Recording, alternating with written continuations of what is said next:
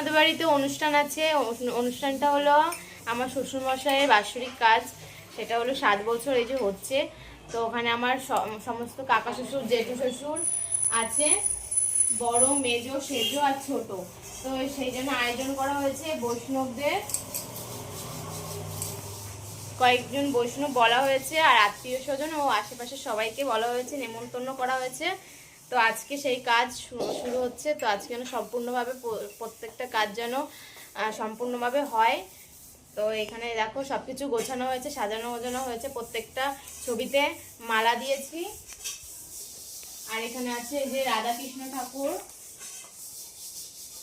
তো একটু পরে এখানে এই যে তিলক আর কি গুলছি, এই যে তিলক গোলা হয়েছে। আর একটু পরেই সব কীর্তনের দল এক এক করে চলে আসবে, তারপরে কীর্তন শুরু হবে। তো আবার সেই দেখা হবে পরের ভিডিওতে। তো ভিডিওটা এই পর্যন্ত।